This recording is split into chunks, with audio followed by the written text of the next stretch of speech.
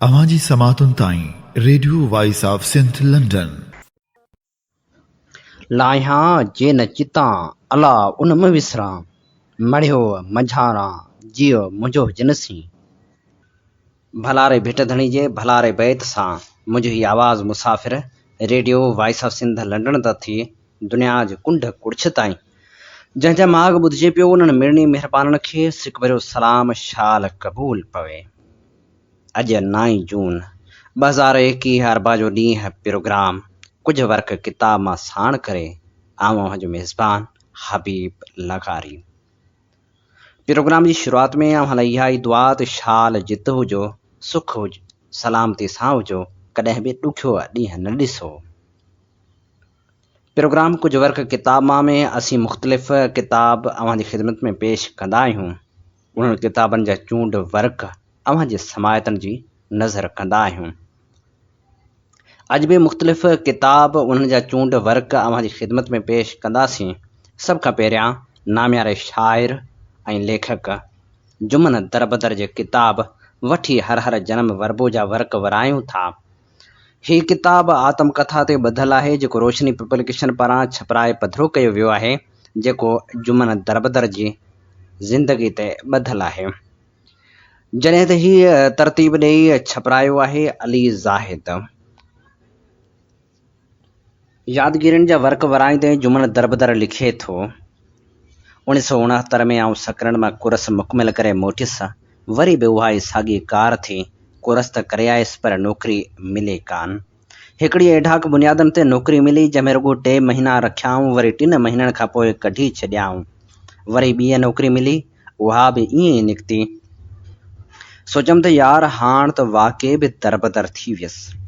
उन्हनि ॾींहंनि में ख़बर पई हुई त मीरपुर ख़ास में फ्रूट फार्म अंदरि बटर माली जो कोर्स पिया कराइनि जंहिंमें स्कॉलरशिप पिणु ॾियनि पिया। मूंखे बि हिकिड़े दोस्त सलाह ॾिनी सो आऊं बि उते हलियो वियुसि। दाख़िला वरितमि त पतो पियो त जहिड़े नमूने एग्रीकल्चर वारो कोर्स कयो हुउमि ही बि उन सां ई मिलंदड़ जुलंदड़ कोर्स हो। गुॾू करणु सेखारींदा हुआ, अंबनि जी बडिंग ग्राफ्टिंग बि उते सेखारींदा हुआ। असां उते तक़रीबन 30-35 ॼणा हुआसीं। उते काफ़ी मुंहिंजा दोस्त बणिया पर ढोरे नारे जे अमूमल मुसाफ़िर नाले हिकिड़ो मेघवाड़ बि हो जंहिंसां मुंहिंजी तमामु घणी लॻी। मुसाफ़िर अॻिते हली पीपल्स पार्टी जो ॾाढो सरगर्म कारकुन पिणु बणियो। उन कोर्स में जेके मक़ामी माण्हू हुआ उहे त पंहिंजनि घरनि ॾांहुं शाम जो हलिया वेंदा हुआ। बाक़ी असीं जेके ॿाहिरियां हुआसीं उन्हनि खे रहण लाइ रेलवे स्टेशन जे भर में हिकिड़ा क्वार्टर अलाट कया विया हुआ। असीं मानी पंहिंजे हथनि जी कंदा हुआसीं। ॾींहं जो उस्ताद थ्योरी बि पढ़ाईंदा हुआ ऐं साण ई प्रैक्टिकल पिणु करायो वेंदो हो। शाम जो वरी फ्रूट फार्म में कोडर बि हणाईंदा हुआ त गुॾ बि कराईंदा हुआ। उते अक्सर माण्हू फैमिलियुनि सां बि ईंदा हुआ। केतिरा ई ख़ूबसूरत चहिरा बि तफ़रीह ते ईंदा हुआ जिन खे ॾिसी असांजी बि तफ़रीह थींदी हुई। दिलि पछोरी बि कंदा हुआसीं। हसीननि खे पाण तरफ़ मुतवजह करण लाइ फिल्मी गाना बि ॻाईंदा हुआसीं। फिल्मूं बि जाम ॾिसंदा हुआसीं। उन करे पाण खे हरू भरू पिया हीरो सम्झंदा हुआसीं। अमूमल मुसाफ़िर फिल्मनि जो तमामु घणो शौक़ीन हूंदो हो। टिकट जा पैसा किथां बि करे पटे सटे अची मूंखे ज़ोरे चवंदो हो त हल यार हली फिल्म था ॾिसूं। आख़िरी शो असांजो हूंदो ई हूंदो हो। उन कोर्स जा मूं 6 महीना पूरा कया जंहिंजो सर्टिफिकेट पिणु मूं वटि मौजूदु आहे। उते उस्ताद बि ॾाढा बहितरीनु मिलिया। मूंखे मुंहिंजे ॻाइण वारे शौक़ु हर हंधि मुनफ़रद करे बिहारियो। उते बि मुंहिंजो ॻाइणु मूंखे ॾाढो कमु आयो। ॿियनि समूरनि छोकिरनि खे बेगरूं लॻंदियूं हुयूं, कोडरूं हणंदा हुआ, गुॾूं कंदा हुआ पर आउं उस्तादनि जूं फरमाइशूं पूरियूं करे समूरनि कमनि कारियुनि खां आजो थी वेंदो हुअसि। मुंहिंजे ख़ासि ख़्यालु रखियो वेंदो हो ऐं मूं लाइ ख़ासि रिआयतूं हुयूं। अमूमल मुसाफ़िर बाद में पीपल्स पार्टी में तमामु घणो सरगर्म रहियो। एतिरे क़दर जो ज़ुल्फ़कार अली भुट्टो खेसि नाले सां सुञाणंदो हो। हैदराबाद में हिकु जलसे दौरान पुलिस वारनि ऐं एजेंसियुनि जे माण्हुनि अमूमल खे अॻिते वञण खां रोके वरितो हो। भुट्टे साहिब स्टेज तां खेसि ॾिसी वरितो। उतां ई रड़ करे चयाईं त उन पटके वारे खे छॾियोसि। अमूमल अक्सर पटको ॿुधंदो हो। भुट्टे साहिब जी पहिरें इलेक्शन दौरान खेसि टिकट पिणु मिली पर हू मिसकीन माण्हू हो ऐं जागीरदारनि संस तमामु घणी मुखालफ़त कई। उन करे वीचारो रहिजी वियो ऐं संस बदिरां खटूमल खे टिकट मिले। उन दौर में अक़लियती बिरादरी जे हवाले सां पीपल्स पार्टी में थाणे बुला खान वारनि ऐं जकमाबाद वारनि वाणियुनि जो होल्डर हूंदो हो। उहे कंहिं न कंहिं नमूने अक़लियतूं सीटूं वठण में कामयाब थी वेंदा हुआ ऐं हेठिएं तबिके जे अक़लियती मेंबर खे अॻिते अचणु न ॾींदा हुआ। उन्हनि ॾींहंनि दौरान छोर में मूंखे नौकरी मिली। उते असांजी ऑफिस हुई जंहिंमें मां ऐं हिकु ॿियो फील्ड असिस्टेंट रहंदा हुआसीं। असांजो इंचार्ज ऑफिसर रोज़ टंडे ॼा मां ईंदो वेंदो हो। मूं ऑफिस ॿाहिरां हिकिड़ो बोर्ड लॻारायो जंहिंमें मूं पंहिंजो नालो बि लिखाए छॾियो हो त मोहम्मद जुमन FAPCC। उन दौर में फ़ौज बि ताज़ी छोर में आई हुई। कोई मेजर हो जंहिं बोर्ड ते मुंहिंजो नालो पढ़ी भायो त जेको ॿाहिरां पढ़ी आयल माण्हू आहे उन सां कचहरी करणु घुरिजे। सो मेजर साहिब असांजे ऑफिस जे भर में अची पंहिंजी गाॾी बीहारी ऐं सिधो अची असांजे ऑफिस जो दरवाज़ो खड़कायईं। मूं उन वक़्तु राति वारे बोर्ड जी देॻड़ी ऐं चांहि जा कोप ऐं धोता बदन ते गंजी ऐं चढी पहिरियल हुई। मेजर साहिब ईंदे ई कड़कदार आवाज़ में पंजाबी नुमा उर्दू में चयो, भाई अव्हां जो साहिब काथे आहे? मूं सम्झो त मुंहिंजे साहिब जो थो पुछे, सो मूं हिकदमि वराणियो त साहिब हैदराबाद वियल आहे। चांहि त कॾहिं ईंदो? चयमि ईंदो त रोज़ आहे, हिन महिल ताईं अची वेंदो आहे। हेॾे होॾे निहारींदे चवणु लॻो, तुंहिंजो साहिब किथां जो पढ़ियल आहे? मूं ॿुधायसि त टंडे जाम यूनिवर्सिटी मां MSc कई अथाईं। ॿाहिरि लॻल बोर्ड ॾांहुं इशारो कंदे चयाईं, ही जेका ॿाहिरि तख़्ती लॻियल आहे उहो साहिब केरु आहे? मूं फ़ख़्रिया अंदाज़ में वराणियो त तख़्ती वारो त आऊं आहियां। चयाईं, तूं आहीं? मूं चयो, हा आऊं आहियां। चयाईं, बोर्ड ते जेको कुझु लिखियलु आहे उनजो मतिलबु छा आहे? मूं चयो, मोहम्मद जुमन FA मतिलबु फील्ड असिस्टेंट, PCC मतिलबु पाकिस्तान काटन कराप कंपनी। मुंहिंजो एतिरो चवण ई अची तो हमरा टहिकनि में पवे ॾाढो खिलियो। असल खिली खिली ऐं खेरो थियो। चहिरे मां कुझु फिको बि पे महसूसु थियो। खिलंदे खिलंदे चयाईं, यार तूं ॾाढो दिलचस्प माण्हू आहीं। मूं त सम्झो त अव्हां जो साहिब का वॾी ॻाल्हि हूंदो। हू टहिक ॾींदो ॿाहिरि रवानो थियो ऐं आउं थांवनि धोअण वारी पंहिंजी किरत खे ॿीहर लॻी वियुसि। उन दौर में बिस्तरो मुंहिंजे कुल्हे ते हूंदो हो ऐं ईअं ई आरज़ी नौकरियूं मिलंदियूं हुयूं, वरी जल्दी पूरियूं थी वेंदियूं हुयूं, सो कॾहिं किथे त कॾहिं किथे।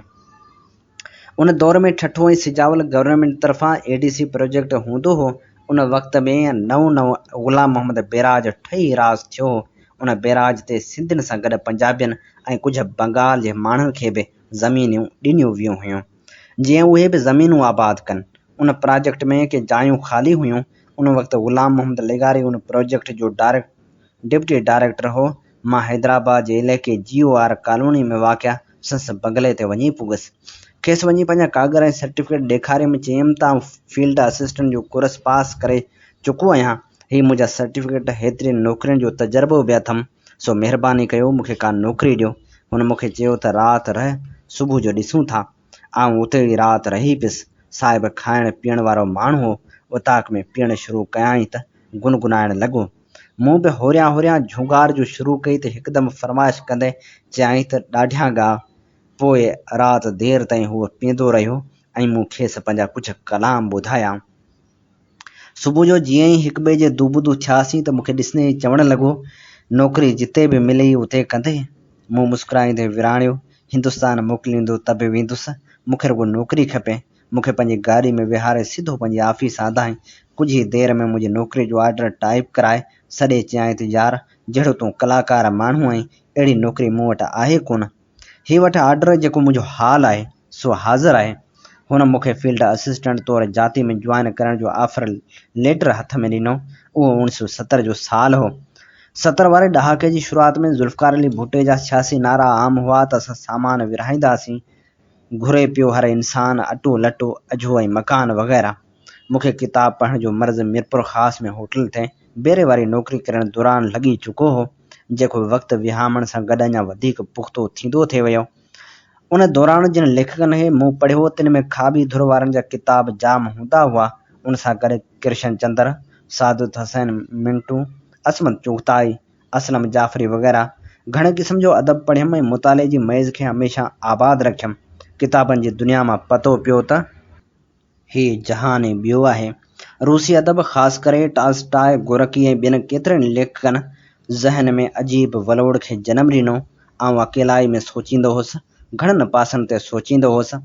आउं सोचींदो हुउसि त काइनात जे जुड़ण बि किन शयुनि जो टकराव आहे, तज़ाद जो टकराव आहे। सम्झ में आयो त शयुनि खे जीअं मज़हबन बयानु कयो आहे ईअं कोन आहे।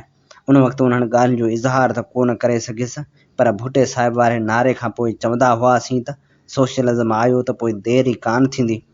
उन्हनि नारनि मां हिकिड़ो उत्साह ज़रूरु पले पियो हो त सोशलिज़म आयो त जागीरदारी ख़तमु थी वेंदी, सनतन में सुधारा ईंदा, तिजारत ऐं तालीम में सुधारा ईंदा, ग़रीबनि खे ज़मीनूं मिलंदियूं, को बि ग़रीब न रहंदो। असां सभु उन ॻाल्हि जा मुंतज़र हूंदा हुआसीं त हुकूमत इजो थी शयूं विरहाए। असीं बि उन सैर में सैर जी विया हुआसीं, पर अॻिते हली साॻिया लाटूं, साॻिया चुग वारी ॻाल्हि बीठी। 1971 वारी जंग में असां सभु कुझु लॾे वञी वलहेट जे इलाइक़े में वेठासीं। उते सरकार पारां मुतासिरीन लाइ मुफ़्त कणक विरहाइण जो ऐलान कयो वियो। असां बि वञी उते पुॻासूं। उते ख़बर पई त कणक मिलणे हर माण्हू खे मण आहे, पर मुख़्तियारकार ऐं तपेदार मिली भगत करे अधु मण जो चिॿो थियल दॿो हर कंहिंखे भरियो पिया ॾियनि त बाबा इहा ई कणक आहे, जंहिंखे खपे सो खणे। दॿो जेको अॻे चिॿो थियल हो उहो कणक जे ढिग मां भरे जो माण्हुनि खे ॾियनि पिया त उन मां पूरो अधु मण बि न पिए मिलियो। माण्हू वीचारा अॿोझी मिसकीन ज़रूरतमंद न पुछनि न कुछनि, सब्र शुक्र सां कणक जा दाणा वठियो पिया पंहिंजी राह वठनि। बाक़ी जेके पटेलनि ऐं तपेदारनि जा माण्हू हुआ तिन खे पूरो मण कणक जो मिले पियो, सो बि ॿुरियुनि में। मूं ज़िंदगी जो पहिरियों एहतिजाज उन वेल कणक जी विर्छ दौरान कयो हो। कुझु असांजे ॻोठ जा माण्हू हुआ, कुझु ॿिया हुआ। असां गॾिजी मुख़्तियारकार खे चयो त असांखे पंहिंजी पूरी कणक घुरिजे। असां वटि नाला आहिनि, कार्ड असां वटि मौजूदु आहिनि, मुतासिर बि आहियूं। असांखे पंहिंजो हक़ खपे। मुख़्तियारकार कुरैशी हो त तपेदारनि खे चयो त हिननि खे हितां ॿाहिरि कढो। आऊं हिकिड़े राहिमो ऐं हिकिड़े सुमरे सां गॾु सिधो रेलवे स्टेशन वियुसि, जितां वञी असां DC थरपारकर खे तार कई त हितां जो मुख़्तियारकार पंहिंजे अमले सां मिली भगत करे अणपूरी ऐं मिलावट वारी कणक थो ॾे। असीं सभु मुतासिर परेशान आहियूं, असां सां इंसाफ़ कयो वञे। उन वक़्तु DC नूरअहमद शाह तमामु बहितरीन माण्हू हो, सो हुन बि जीअं तार वसूल कई त उतां उन वक़्तु निकिरी पियो ऐं अची ओचितो विरासत वारे मर्कज़ ते छापो हयाईं। तार में असांजा नाला मौजूदु हुआ, सो असांखे नालनि सां सॾाए हक़ीक़त पुछाईं। असां सरबस्तो अहवाल ॿुधायसि त उते मौजूदु पटेलनि ऐं तपेदारनि जे माण्हुनि गोड़ कयो ऐं DC खे चयाऊं त साईं अहिड़ी का बि ॻाल्हि न आहे, हीअ सभु कूड़ पिया ॻाल्हाइनि। असां सभिनी खे सोली कणक मिली आहे, सभु कुझु दुरुस्त पियो हले। पर असां जॾहिं ॻाल्हायो त उते बीठल थरिया बि अॻिते सुरिया ऐं असांजे भर वठी DC साहिब खे समूरी माजरा ॿुधायाऊं। DC साहिब खे जॾहिं सॼी हक़ीक़त वाज़ह थी त हुन न रुॻो मुख़्तियारकार खे छंड पटी, पर पाण बि सभिनी खे कणक ॾियारियाईं। अहिड़ी सूरत हाल ते मूं तॾहिं हिकिड़ो नज़म लिखियो, जंहिंमें उन्हनि समूरनि ॾुखियाईनि जो इज़हार कयो हुउमि, जेके असां उन दौर में भोॻे चुका हुआसीं या भोॻे रहिया हुआसीं। मिली इम्दाद ग़ैरनि खां, वया खाई वतन वारा, मिठा मारू अञा ताईं, बुखनि में पिया तकनि तारा। अधो अधा कयो मर्कज़ वज़ीरनि पिणु हिसो वरितो, खणी मेंबर वया पटियूं कढियाऊं ख़र्च जा खारा।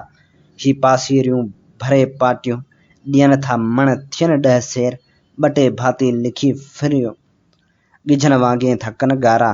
मिलनि क़िस्मत में जे दाणा, थियनि क़ाबू सिमगलिंग में, वञनि काॾे चवनि कंहिंखे थकनि माणा रिंजस वारा।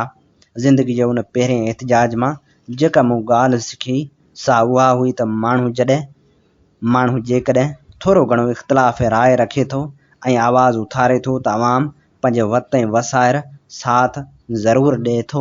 ही चूंड वर्क हुआ नाम्यारे लेखक ऐं शाइर जुमन दरबदर जे किताब वठी हर जनम वरबो मां अवां जी ख़िदमत में प्रोग्राम पेश कयो पियो वञे।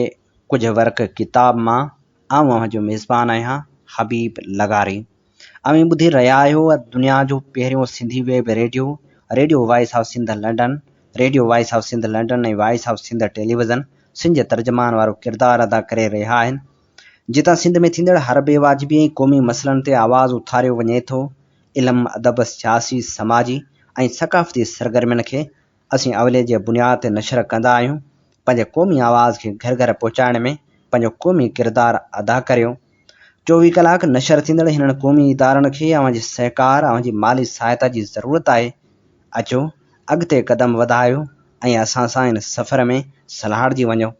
रेडियो जी नशरियात तव्हां पंहिंजे मोबाइल फ़ोन ते बि ॿुधी सघो था। हींअर ई प्ले स्टोर में वञी रेडियो वॉइस ऑफ सिंध जी ऐप डाउनलोड करियो। हर वक़्तु ॿुधंदा रहो radio voice of Sindh London. Program कुछ वर्क किताब में हाण शामिल करियूं था नाम्यारे लेखक मोहन कल्पना जे किताब बुख इश्क ऐं अदब मां चूंड वर्क। ही किताब सिंधी साहित्य घर हैदराबाद पारां छपराए पधिरो कयो वियो आहे, जेको किताब आत्मकथा ते ॿधल आहे। मोहन कल्पना लिखे थो, न मां देवदास आहियां न तूं पार्वती आहीं, मूं चयो तुंहिंजी ख़्वाहिश कॾहिं बि पूरी न थींदी, मूंखे हथ जोड़िया ऐं मां हलियो वियुसि। न मां कठोर न आहियां पर रुगो मोही जज़्बाती मतवालो बि न आहियां, मूं तरक़ी पसंदनि सां निहायत कठोर थी टकर खाधो, पर मन मुंहिंजो ई ज़रबजंदो रहियो। मूं इहा ई कोशिश कई त जो सही सम्झां थो उहो करियां, चाहे मुंहिंजो उहो सही सम्झणु ख़ुदि में ग़लति छो न हुजे। प्यार मूं घणा कया आहिनि, हर प्यार में सादिक रहियो आहियां। इहे सभु प्यार मुंहिंजे मन जी अलॻि अलॻि कुंडनि में ज़िंदा आहिनि। अक्सर मां अक्सर अंदाज़ थींदो आहियां, पर माज़ी में जीअण बदिरां हाल में नयूं ख़ुशियूं ख़लकण जी जदोजहद कंदो आहियां। दुख थींदो अथमि, पर मन जा ज़ख़्म एतिरा गहरा अथमि जो मुश्किल अखि में ॻोढ़ो अचे मां ग़म खे पी वेंदो आहियां ऐं उन में काफ़ी महारत हासिल कई अथमि।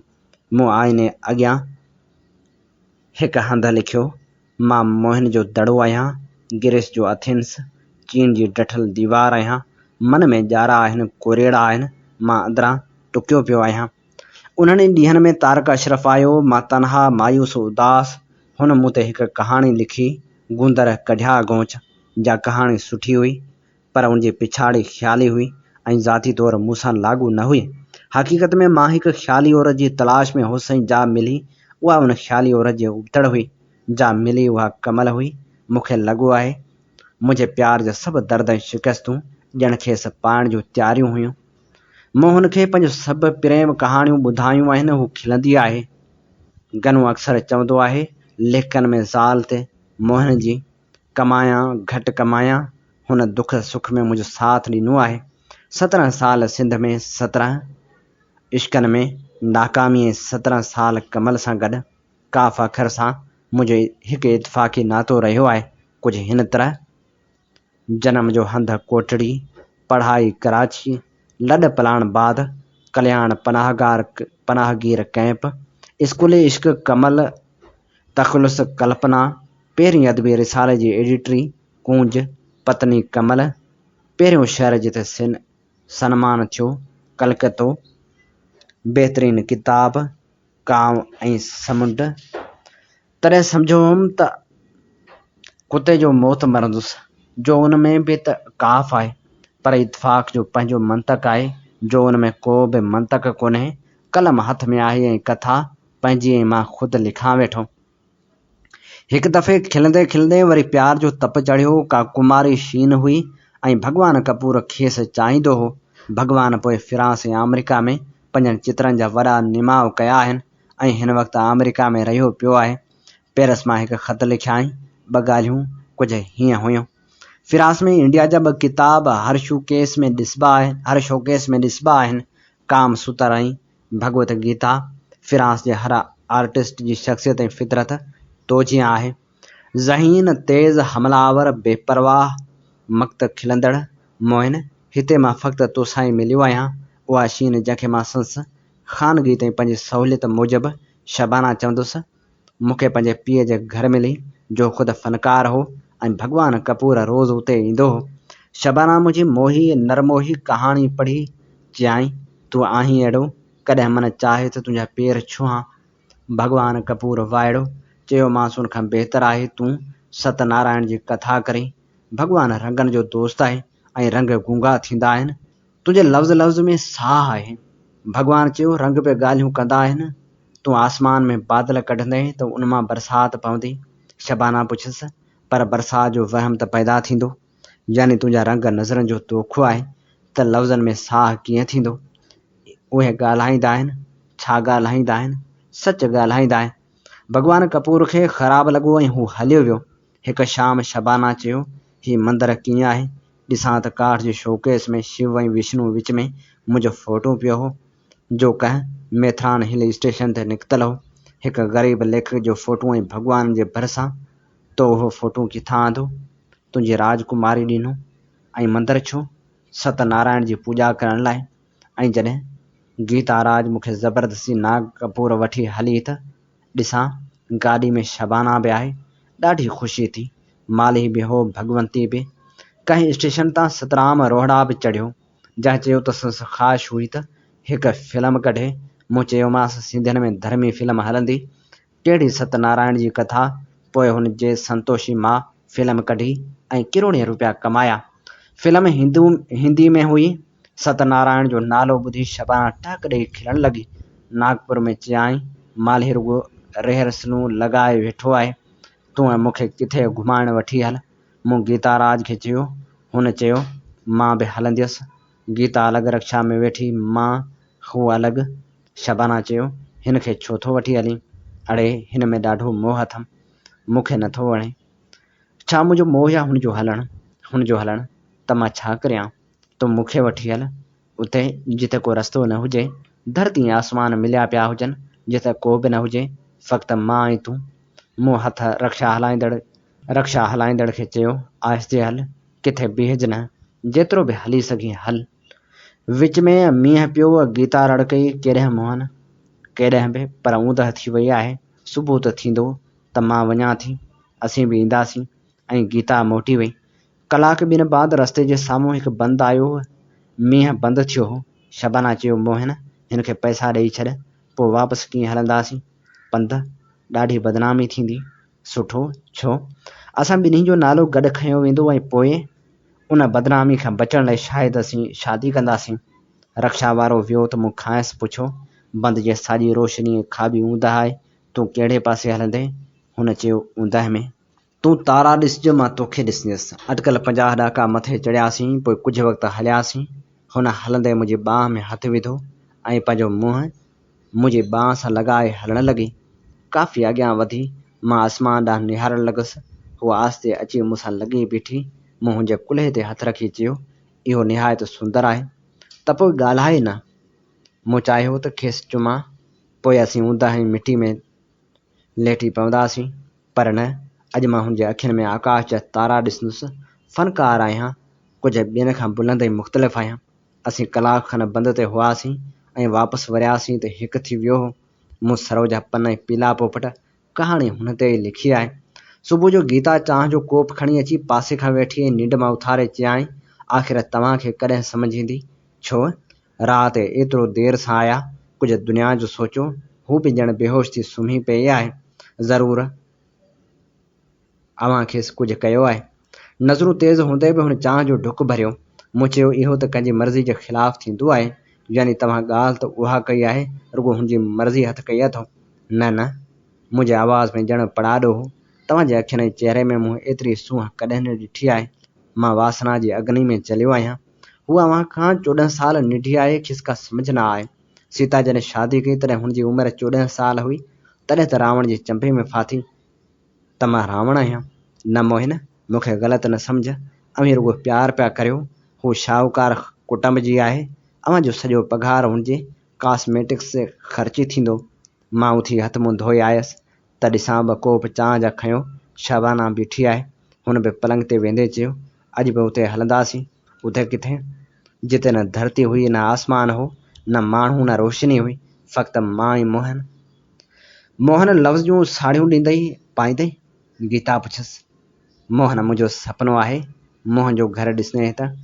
गीता जुमिलो पूरो करे त मोहन खेसि कुटींदे चयो बेहोश थी वेंदे त उहो घर न ॾिसंदुसि। हू मुंहिंजे घर रहंदो मूंसां, ऐं तुंहिंजा माउ पीउ उहे का ॿी जॻह कंदा।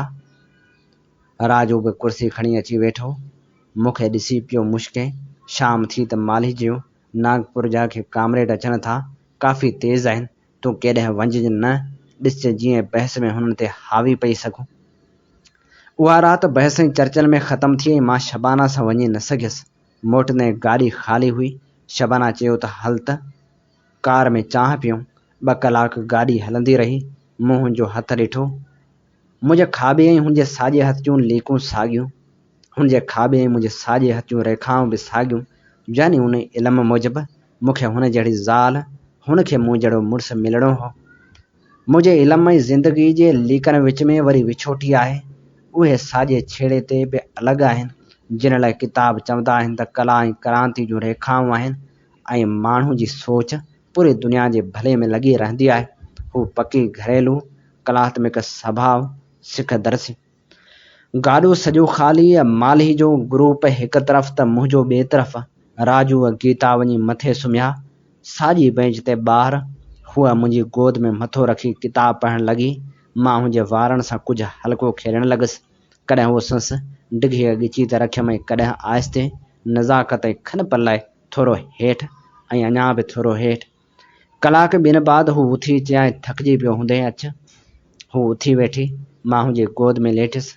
हुन खाॿो हथ वधाए मुंहिंजे मुंहं जे खाॿे पासे लॻायो ऐं पोइ उहो हथ मथे करे वारनि ताईं आदाई। उनखे सोचियमि त एॾो सुख आनंद कॾहिं बि किथे बि न मिलियो अथमि। बसि हलंदी रहे हीअ गाॾी, कॾहिं बि ख़तमु न थिए सफ़र ऐं राति। मां ज़िंदगी जा सभु ॾोह माफ़ु करे छॾींदुसि। वरी हुनजो हथ साॼे गले ते, विच में गीता उथी हेठि लथी, वरी वापसि आई, वञी मथे सुम्ही पई। हुन ॾिठो मां शबाना जे पहलू में लेटियल हुअसि। मां काफ़ी रातियूं संस घर वियसि, हुनखे शतरंज रांदि सेखारियमि। पोइ उते काफ़ी रातियूं रहियसि। ईअं थिए लॻो ॼण हवा में थिए हलियसि। ऐं पोइ शायदि हिकु ग़लती कयमि। मूं में अहसासी कमतरी जागी त मां खेसि शादी बाद सुखी रखी न सघंदुसि। ईअं न आहे त हू मादियत परस्त हुई, पर मुंहिंजी माली हालत अहिड़ी न हुई जो खेसि संस घर जहिड़ो सुख ॾेई सघां। सो हिकु सुबुह संस माउ खे चयमि, ईंदड़ महीने शादी थो करियां। कंहिंसां? हुन पुछो। शबाना गार्डन जे कबट मां कपिड़ा थे कढिया जे ॾींहं में 4 दफ़ा कढंदी हुई, सुबुह शाम राति। का आहे, BA आहे, 700 पघार अथसि, उल्हासनगर में रहंदी आहे। शबाना ॼण कबट में समाजी वई। हुन मूंखे प्यार कयो, सन्मान ॾिनो, फ़ोटो मंदर में रखिया ऐं कॾहिं बि ग़लति न हुई। काफ़ी गहरी थी, शायदि उहा वॾी भुल कयमि, चई नथो सघां। मुंहिंजे हर फ़ैसिले जे कातब मुंहिंजी ग़रीबी या उन जे जो मन में वेठल हिरास हो। उन बाद उते न वियसि। घणा साल पोइ ॿुधमि त हू अमेरिका वई आहे। 4-5 साल थिया त हिते आई। सत्या साईं बाबा आयो हो। कमल चयो वठी हल। मां प्रेस बॉक्स में वेठसि ऐं कमल अॻियां। अलॻि तौरु ज़ालनि में उते लख खनि माण्हू आया हुआ। जॾहिं बाबा वियो त हिकु आवाज़ ॿुधमि, मोहन ॾिसां शबाना बीठी आहे। हथ मिलायई। अमेरिका मां कॾहिं आएं? कल्ह। मुश्किल ॿुधमि तो शादी कई आहे। तो न कई आहे? हुन का बि एक्टिंग न कई। शादी कुझु बेमाना लफ़्ज़ आहे। तूं कीअं आहीं? तूं पंहिंजी ॿुधाए। पंहिंजो कुझु कोन्हे। ज़ाल सां मुलाक़ात कराए ॾिसां त। आंचल पियो अचे। मुश्किल आंचल सां गॾियसि। हूअ गॾिजी हलियो। मूं सिगरेट दुखायो। तरस हिते ई आहे। कीअं आहे? ॾाढी सुठी आहे। हुन मुश्कियो थोरो तरसी पोइ हली वई। उन बाद ॿुधमि त कंहिं ईरानी सां शादी कई अथाईं। आख़िर हुन बि उन बेमाना लफ़्ज़ खे का इज़त बख़्शी। खेसि छॾण जो ॾाढो ॾुख थियमि। मुंझल हुअसि त मूं जो कुझु कयो उहो ग़लति कयो या सही। ॿी का छोकिरी बोकिरी त हुई न, पर उहो फ़ैसिलो कयमि त बसि हाणे इश्क बिश्क बंदि। हाणे मां शादी न कंदुसि ऐं सॼी उमिरि कुंवारो रहंदुसि। कॾहिं त खेसि ख़बर पवंदी त मूंसां शादी न कई हुई ऐं मुंहिंजा इरादा नेक हुआ त मूं खेसि एतिरो चाहियो थिए जो मां उहो तस्वर में बि बर्दाश्त करे न थे सघियुसि त हू मूं वटि दुखी रहे। पर जीअं हूअ निहायत नेक हुई ऐं मूं बि खेसि प्यार कयो थिए, तंहिं करे जे हुन सां शादी न थे कयमि त ॿिए कंहिंसां शादी जो सुवाल बि नथो थिए। बसि पियो हूंदुसि खट ते, आकाश जा तारा ॾिसंदुसि ऐं महुए ख़्वाब थींदुसि। कॾहिं तारनि जे पेचरनि तां हू मुंहिंजे ज़हन जी चांठ ते अची बीहंदी, पर मुंहिंजे ज़हन खे का चांठ न आहे। न्याज़ी खां शबाना ताईं मन जूं ग़फ़ाऊं आहिनि जिन केतिरियूं मूर्तियूं रोशन कयूं। ऐं उहा अंग्रेज़ कविता मुंहिंजी प्रेमिका। मां तो लाइ कुझु करणु चाहियां थो, पर मां तो लाइ कुझु न कंदुसि ऐं तोखे ख़बर न पवंदी त तो लाइ कुझु न करण जे दर्द में मूं केतिरो भोॻियो, केतिरो सठो। लॉरेंस बि चयो आहे, तुंहिंजे प्यार जो दर्द पिरी मुंहिंजे सहण खां ॿाहिरि आहे। हीअ चूंड वर्क हुआ नाम्यारे लेखक मोहन कल्पना जे किताब बुख इश्क ऐं अदब मां। अव्हां जी ख़िदमत में प्रोग्राम पेश करे रहिया आहियूं कुझु वर्क किताब मां। आउं अव्हां जो मेज़बान आहियां हबीब लगारी में ॿुधी रहिया आहियो दुनिया जो पहिरियों Sindhi web radio voice of Sindh London. Radio voice of Sindh London ऐं Voice of Sindh television Sindh जे तर्जुमान वारो किरदारु अदा करे रहिया आहिनि।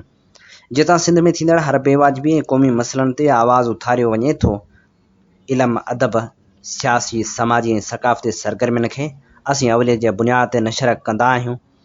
पंहिंजे क़ौमी आवाज़ खे घर घर पहुचाइण में पंहिंजो क़ौमी किरदारु अदा करियो। 24 कलाक नशर थींदड़ हिननि क़ौमी इदारनि खे अव्हां जे सहकार ऐं माली सहायता जी ज़रूरत आहे।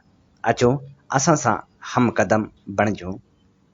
प्रोग्राम कुझु वर्क किताब मां में हाण नामियारे क़ौम परस्त अॻवान रहबरे सिंध साईं GM सैद जे किताब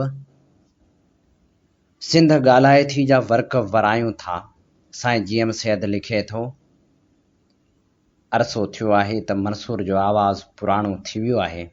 हिकु भेरो वरी नए सिर दारो रसन खे सिंगारणु घुरां थो। जनाब वाला, ॾखण एशिया जे हिन बरे सग़ीर में मुनी सदी खां पंहिंजे महकूम ऐं मज़लूम क़ौम खे आज़ादी ऐं ख़ुशहाली जे सुनहरीअ दौर में दाख़िल करण लाइ सियासत ऐं क़ौमी ख़िदमत कंदो आयो आहियां। इन पूरे अरसे में केतिरा ई भेरा वक़्त जे क़ाबिज़ ऐं ग़ासिब हुक्मराननि जे ग़ैज़ ग़ज़ब जो निशानो बणियो आहियां। केतिरा दफ़ा उमिरि अज़ीज़ जा बहितरीन ॾींहं ऐं साल ज़िंदान जे दीवारनि जे पुठियां या नज़रबंदियुनि में गुज़ारिया अथमि। मूं जॾहिं बि पंहिंजे मादरे वतन सिंधु देश जे ज़ख़्मनि जो आवाज़ बणिजी काई सदा बुलंद करण पे घुरी आहे त जेलनि जे दरवाज़नि ऐं गिरफ़्तारी जे हुक्मनामनि मुंहिंजो इस्तक़बाल पे कयो आहे। केतिरा भेरा त मूं ते खूनी हमला कराए मुंहिंजी हयाती खे ख़तमु करण जूं साज़िशूं ऐं कोशिशूं बि थियूं। उन सभु कुझु जे बावजूदि मूंखे कॾहिं बि उन समूरे अरसे में कंहिं बि अदालत में पंहिंजो मौक़िफ़, पंहिंजे देश ऐं धरती जो तारीख़ी फ़रियाद ऐं पंहिंजी क़ौम जी महकूमी जो दास्तान पेश करण जो मौक़ो न ॾिनो वियो। हीअ पहिरियों मौक़ो आहे जो मूंखे हिकु ख़ासि क़िस्म जी अदालत में पंहिंजो मौक़िफ़, पंहिंजे देश ऐं धरती जो तारीख़ी फ़रियाद ऐं पंहिंजे क़ौम जी महकूमी जो दास्तान पेश करण जो वजह ॾिनो वियो आहे। इन मौक़े खे गनीमत सम्झंदे हिन अदालत ऐं उन वसीले समूरी इंसानियत ऐं 20वीं सदी जे पोयनि घड़ियुनि में पलजंदड़ ऐं सोचींदड़ ज़हननि ताईं पंहिंजो आवाज़ सिंधु देश जी धरती जी सदा ऐं महकूम सिंधी क़ौम जी फ़रियाद ऐं असां ते क़ाबिज़ वहशी क़ुवतनि जे जाबराना कारगुज़ारियुनि जो कचो चिठो पेश करियां थो त जीअं पंहिंजी क़ौम, उन जे अहल दानिश तबक़नि ऐं समूरी दुनिया खे ख़बर पवे त हिकु अहिड़ी क़ौम जा हज़ारें सालनि ताईं तहज़ीब तमदन ऐं अमन जे रोशन नक्श ओ निगारण ज़रिए दुनिया जे सक़ाफ़ती इमामत पे कई आहे, उनखे 20वीं सदी जी पुॼाणी ते कहिड़ी न मकर, फ़रेब, ठगी ऐं वछाणी ताक़त जे ज़रिए ग़ुलाम रखियो पियो वञे। ऐं उन क़ौम में अहिड़ा बि के साईं संवारिया मौजूदु आहिनि जेके बिल्कुलु यूपी जे मुस्लिम जागीरदारनि जी सुनत ते अमल कंदे क़ौमी ग़ुलामनि खे सिंध लाइ अक्सीर सम्झी उन जी तबलीग फ़ख़्र सां कंदा वतन था। शायदि असांजी बदकिस्मतियुनि मां हिकु इहा बि आहे त असांजा के माण्हू आज़ादी खां नफ़रत ऐं ग़ुलामी सां मुहबत कनि था, पर घटि में घटि तारीख़ जे हिन मोड़ ते आउं सिंध जे रूह जे आवाज़ जी हक़ीक़ी तर्जुमानी कंदे उन्हनि ग़ुलामी पसंदनि सां पंहिंजी बेज़ारी जो ऐलान करियां थो। जेकॾहिं आउं ईअं न करियां त सिंध जे रूह जे अज़ली आवाज़ जो मुनकर लिखबस। जनाब वाला, हिते आउं ही वज़ाहत ज़रूरी थो सम्झां त सिंधु देश जो हिकु जाग्राफ़ी ढांचो आहे जंहिंमें दरिया, ॿेला, डंडूं, पहाड़, रेगिस्तान ऐं सरसब्ज़ मैदान आहिनि।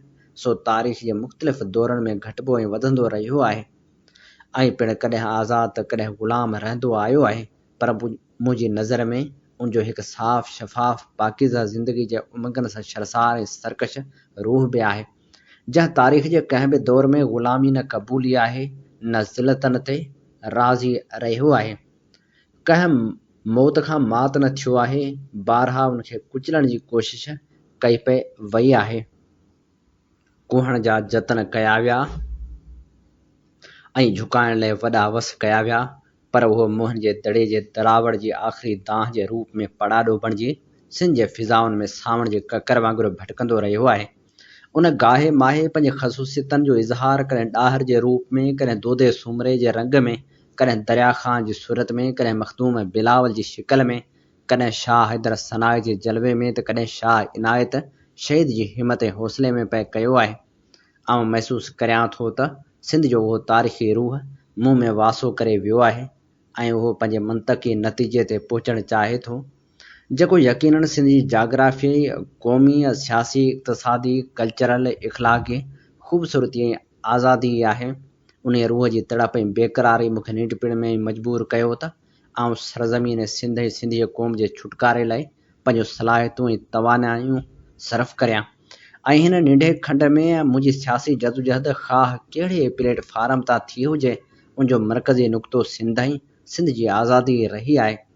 मुंहिंजे सियासी कारगुज़ारियुनि ऐं जदोजहद जो जेको दास्तान हाणे आउं बयानु कंदुसि, उनखे मथे रोशनी में ॿुधणु घुरिजे। जनाब वाला 1915 में जॾहिं पहिरीं महाभारी जंग पंहिंजे उरूज ते हुई, उन वक़्तु मूं सिंधी प्राइमरी तालीम ख़तमु करे अंग्रेज़ी ऐं पारसी तालीम पढ़णु शुरू कई ऐं मुंहिंजे शऊर दुनिया खे नई नज़र सां ॾिसणु शुरू कयो। मूंखे नज़र आयो त दुनिया जे साम्हूं मुख्या टे मसइला कर खयो बीठा आहिनि। नंबर 1 ग़रीबी, नंबर 2 बदअमनी ऐं नंबर 3 ख़ौफ़। ऐं दुनिया जा वॾा वॾा फ़लासफ़र, ॾाहा ऐं दानिश्वर उन्हनि मसइलनि जे हल लाइ कोशिशूं करे रहिया आहिनि। उन्हनि टिनी मसइलनि जा ही कारण मूंखे नज़र आया: ग़रीबी धारियुनि जी ग़ुलामी, फ्यूडल निज़ाम ऐं सरमाएदारी सरिश्तो मुख्य सबब हुआ। जहालत लाइ खानाबदोश ज़िंदगी, शहरी ज़िंदगी ऐं सहूलियतुनि जी अदम मौजूदगी ऐं तालीमी वसीलनि जी अणाट ऐं महांगाई मुख्य सबब हुआ।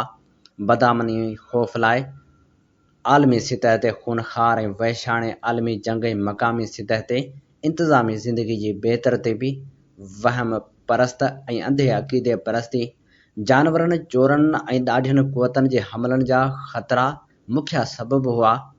जीअं त उहो वक़्तु पहिरीं महाभारी लड़ाई जे उरूज जो हो, जंहिंमें केतिरियूं खूनरेज़ियूं थी रहियूं हुयूं ऐं इंसानी हयाती जानवरनि जी हयाती खां बि सस्ती थी चुकी हुई, जंहिंमें हू बि जियापे खां मौत ते वधीक ध्यानु ॾिनो वेंदो आहे ऐं बहादुर उहो कोठियो वेंदो आहे जेको घणनि खे जियारे न पर मारे।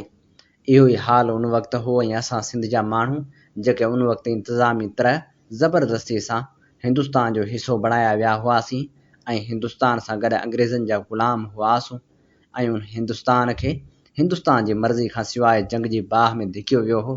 पोइ बि अंग्रेज़नि बरे सग़ीर जे मान सां जंग में मदद करण जे एवज़ केतिरा ई वाइदा कया हुआ, जिन में इहो वाइदो सर फ़हिरिस्त हो त ग़ुलाम मुल्कनि खे आज़ादु कयो वेंदो, जिन में हिंदुस्तान बि शामिल हो। मुसलमाननि खे दिलासो इहो ॾिनो वियो हो त तुर्की सां जंग जे बावजूदि संदन पाक जीन मक़ामात मुक़दस खे नुक़सान न पहुचायो वेंदो ऐं उन्हनि खे आज़ादु कयो वेंदो।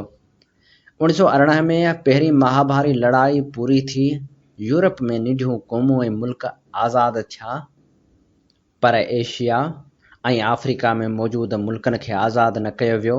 उल्टो नयनि विरासतनि ऐं मुआहिदनि ज़रिए ग़ुलाम मुल्कनि खे वधीक मज़बूत ऐं सगारी साम्राज्य तसलुत हेठि क़ाबू कयो वियो।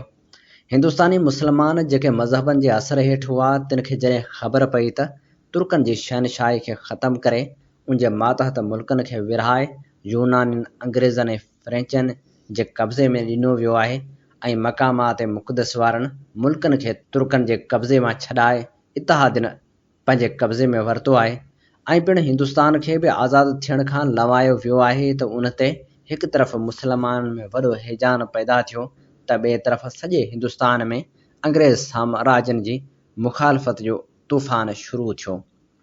मुसलमाननि पंहिंजे जोश जे इज़हार ऐं तुर्क ख़िलाफ़त सां हमदर्दीअ लाइ ख़िलाफ़त तहरीक जो बुनियादु विधो, त ॿिए तरफ़ हिंदुस्तान जी क़ौमी जमायत इंडियन नेशनल कांग्रेस, जेका सिर्फ़ु ठाराउनि पास करण ऐं यादाश्तनि पेश करण ते महदूद हुई, सा महात्मा गांधी जे साउथ अफ्रीका खां मोटी अचण करे हिंदुस्तानी सियासत में वधीक मुतहरक ऐं फ़ाल बणिजी वई।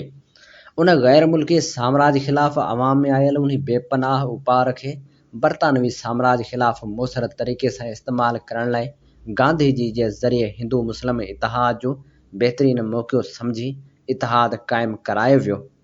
अंग्रेज़नि उन इतिहाद ऐं क़ौमी जज़्बे खे पंहिंजे लाइ ख़तरनाक सम्झी हिंदुस्तान खे वधीक रिआयतूं ॾियण बदिरां रूल एक्ट नाफ़िज़ कयो। उन एक्ट हेठि जंग दौरान हुकूमत खे मिलियल इख़्तियारनि खे हिंदुस्तान सां हमेशह लाइ लागू कयो वियो। अहिड़े कारो क़ानून ख़िलाफ़ समूरे हिंदुस्तान में हिंदुनि मुसलमान सिखनि ऐं पारसियुनि गॾिजी भरपूर एहतजाज कयो। उन एहतजाज जे सिलसिले में 13 अप्रैल 1919 में अमृतसर जे जलियानवाला बाग में हिकु एहतजाजी जलसो थियो, जंहिं जनरल डायर बिना का वार्निंग ॾियण जे अंधाधुंध फायरिंग कराई, जंहिंमें सवें माण्हू मुआ ऐं हज़ारें ज़ख़्मी थिया। उन क़त्लेआम ख़िलाफ़ समूरे हिंदुस्तान में मुखालफ़त जो बेपनाह सैलाब अची वियो ऐं उन तहरीक में सिंध बि भरपूर नमूने शिरकत कई। आउं उहो सभु कुझु अखियुनि सां ॾिसी रहियो हुउसि ऐं उमिरि जे अहिड़े ॾाके ते पहुची चुको हुउसि जो अहिड़नि वाक़िअनि खां मुतासिर थियणु फितरी हो ऐं इहा हलचल जेका नंढे खंड में ग़ैर मुल्की साम्राज्य जूं पहाड़ूं पटण लाइ वॾे हौसले ऐं हिमत सां गॾियल नमूने हली रही हुई, उन में पंहिंजनि जज़्बनि ऐं जदोजहद खे शामिल करण जी तमना वधण लॻी हुअमि। कुदरत अहिड़ो मौक़ो सिघोए मौजूद करे ॾिनो। 7, 8, 9 फेबरवरी 1920 ते पीर तुराब अली शाह ऐं जान मोहम्मद खान जुनेजी जे कोशिशनि सां लाड़काणे में सिंध ख़िलाफ़त कॉन्फ्रेंस जो इजलास थियो, जंहिंजी सदारत सिंध जे बुज़ुर्ग पीर रशदुल्ला शाह झंडे वारे कई हुई। आउं बि हिन इजलास में मखदूम मोइनुद्दीन ऐं सैयद असदुल्ला शाह टिखड़ाई सां गॾु शरीक थियो हुउसि। हिन इजलास में मौलाना अब्दुल कलाम आज़ाद, मौलाना अब्दुल बारी फरंगी, मौलाना शौकत अली, शेख अब्दुल मजीद सिंधी ऐं ॿिया आयल हुआ। बावजूदि नंढी उमिरि जे मुंहिंजी सियासी शऊर में हिन कॉन्फ्रेंस वॾो इज़ाफ़ो कयो ऐं उहो असर क़बूल उन कॉन्फ्रेंस खां मोटण खां पोइ सियासी मैदान में पहिरीं अमली क़दम तौरु मूं पंहिंजे शहर सन में 17 मार्च 1920 ते ख़िलाफ़त कॉन्फ्रेंस जो इजलास मौलवी हकीम फ़तह मुहम्मद सेवाण जी सदारत हेठि सॾायो, जिते सिंध मां केतिराई अहम अॻवान शरीक थिया। उन्हनि में शेख अब्दुल मजीद सिंधी, डॉक्टर नूर मोहम्मद शेख, अब्दुल अज़ीज़ सखर वारो, शेख अब्दुल सलाम एडिटर अल वहीद, शेख अब्दुल हक एडिटर अल हक ऐं मौलवी मोहम्मद सलेमान वाइज़ थरड़ी मोहब्बत वारो ऐं ॿिया शामिल हुआ। हिन कॉन्फ्रेंस में केतिराई ठहराव पास थिया। तुर्कनि जी मदद लाइ चंदो गॾु कयो वियो ऐं उन मौक़े ते केतिरनि माण्हुनि अंग्रेज़नि जे कुर्सियुनि छॾण जो ऐलान कयो। हीअ कुर्सियुनि छॾण जो ऐलान तहरीक तुर्क मवालात जो हिसो हो, जंहिं हेठि माण्हुनि सरकारी लक़बनि, ख़िताबनि, अदालतनि ऐं मुलाज़मतनि छॾण जा सॼे बर सग़ीर में ऐलान पिया कया। मूं हिन कॉन्फ्रेंस खां 2 ॾींहं पोइ 19 मार्च 1920 ते तुर्कनि सां थियल बेवाजिबियुनि ख़िलाफ़ ॾींहं मल्हाइण लाइ सन शहर में मुकमिल हड़ताल कराई। उन खां पोइ सिंध जे मुख़्तलिफ़ हंधनि ते ख़िलाफ़त तहरीक जे थींदड़ इजलासनि में शरीक थियसि, जिन में मखदूम बिलावल जी दरगाह ते थियल इजलास 26 मार्च 1920 मुंहिंजी इब्तिदाई ज़िंदगी जो अहम इजलास हो, जंहिंमें उमिरि ऐं क़द जे हवाले सां नंढो हुजण करे मूं मेज़ ते चढ़ी तक़रीर कई हुई। जंहिं दौर में मथे बयान थियल लीडरनि खां सवाइ मुंहिंजी महात्मा गांधी सां सन स्टेशन ते 27 अप्रैल 1921 ते मुलाक़ात थी हुई, जॾहिं हू हैदराबाद खां दादू वञी रहियो हो। गांधी जी मुख़्तसर मुलाक़ात में मूंखे खाधीअ पाइण जी हिदायत कई ऐं मूं वापसि ॻोठ अचण बाद कपह वठी सूट कताए खाधी जा कपिड़ा तयारु कराए गांधी जी जे असर हेठि 19 मई 1921 खां पाइण शुरू कया। उन ज़माने में आउं सग़ीर हुअण सबबि कोर्ट ऑफ वार्ड्स जी संभाल हेठि हुअसि। मुंहिंजे ख़ानदान जूं ज़मीनूं ऐं जाइदाद उनजी तहवील हेठि हुआ ऐं मूंखे ख़ानदान जे गुज़र मुआश लाइ कोर्ट ऑफ वार्ड्स खां मुक़ररु थियल माहानो मिलंदो हो। सरकार मुंहिंजे ख़िलाफ़त तहरीक वारनि सरगर्मनि जो सख़्तु नोटिस वरितो ऐं सिंध जे कमिश्नर सर टॉमस वटि मूंखे कोटड़ी में घुराए तबीह कई वई त आउं हिन तहरीक में हिसो न वठां, जो उहा अंग्रेज़नि जे ख़िलाफ़ हुई।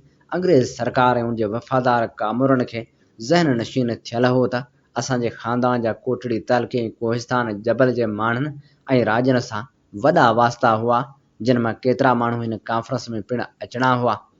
जंहिंजे मद्देनज़र सरकार खे ख़तरो महसूस थियो त मतां को फ़साद या बग़ावत जनम न वठे। इन करे कमिश्नर मूं ते दबाव विधो त उन तहरीक सां लातालगी ज़ाहिर करियां, ॿी सूरत में मूं ते सख़्ती कई वेंदी। मूं कमिश्नर खे खुतो जवाबु ॾिनो ऐं पंहिंजो सियासी सरगर्मियूं जारी रखियूं। आउं पंहिंजे ख़ानदान में अकेलो मर्द यानी ॿार हुअसि, बाक़ी सभु औरतूं हुयूं। कमिश्नर हिकु तरफ़ कोर्ट ऑफ वार्ड्स तरफ़ां मिलंदड़ माहानो बंदि कराए छॾियो, ॿिए तरफ़ मूंखे दड़को ॾियारे मोकिलियो वियो त मूंखे ज़ोरी बम्बई तरफ़ पढ़ण लाइ मोकिलियो वेंदो। उन सूरतहाल पैदा थियण ते कुझु अमलदारनि सरकार खे मशवरो ॾिनो त हिन नौजवान जीएम सैद खे सियासी सरगर्मियुनि खां बाज़ रखण लाइ सस ज़मीनूं कोर्ट ऑफ वार्ड्स जे तहवील मां छॾाए हुन जे हवाले कयूं वञनि त जीअं उन्हनि जी संभाल में मसरूफ़ ऐं मशगूल रहे ऐं सियासी तरह सरगर्म रही न सघे। पर आउं बावजूदि इन दबाव ऐं साज़िश जे ख़िलाफ़त तहरीक में जोश ऐं जज़्बे सां हिसो वठंदो रहियसि। इन ज़माने में हिंदुस्तान में हिंदू मुस्लिम इतिहाद जी फ़िज़ा क़ाइमु हुई ऐं ख़िलाफ़त कांग्रेस जमियतुल उलमा हिंद ऐं मुस्लिम लीग जा साॻिन मौक़नि ते हिक शहर में इजलास थींदा हुआ, जिन जो फ़ाइदो वठी मुख़्तलिफ़ सियासी अॻुवाननि सां मुंहिंजूं मुलाक़ातूं थींदियूं रहियूं। अहिड़ी तरह आउं 1924 ताईं ख़िलाफ़त तहरीक में हिसो वठंदो रहियसि, जेसीं ताईं हिंदू मुस्लिम इख़्तिलाफ़नि पैदा थियण करे तहरीक जे अवाइली जोश में माठ अची वई। हीअ चूंड वर्क असां अवां जी ख़िदमत में पेश कया। नामियारे क़ौमप्रस्त अॻुवान जदीद क़ौमप्रस्ती जे बानी रहबरे सिंध साईं जीएम सैद जे किताब सिंध ॻाल्हाए थी मां। इन ते ई प्रोग्राम कुझु वर्क किताब मां जो वक़्तु पंहिंजी पुॼाणी ते पहुचे थो। पंहिंजे मेज़बान हबीब लगारी खे इन साॻी दुआ सां ॾींदा इजाज़त। वसे भिट तुंहिंजी भलारा सदा सदा देस परदेस सारा वसन। कॾहिं सिंध सिंध जी न मेरी थे, कॾहिं मोड़ कहिजा न मुरझाए चन। सिंध मुंहिंजी अमा सूंह तुंहिंजी मथां छा लिखी छा लिखां छा लिखी छा लिखां। सिंध मुंहिंजी अमा दुनिया जा सिंधियो हिक मुठ थी सिंध बचायो। सिंध मुंहिंजी अमा सूंह तुंहिंजी मथां छा लिखी छा लिखां। सिंध जो क़ौमी आवाज़ radio voice of Sindh London.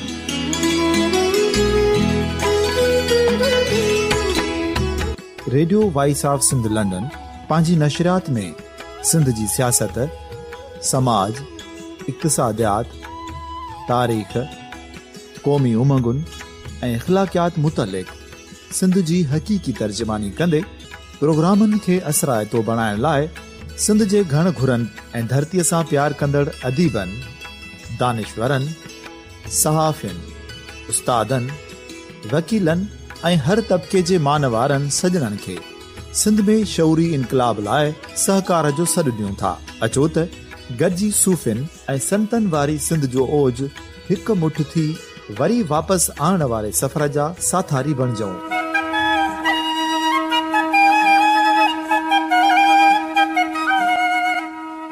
हिक नए सुबुह जी शुरूआत जो पड़ाॾो घर घर ॻोठ ॻोठ ऐं शहर शहर ताईं पहुचायो।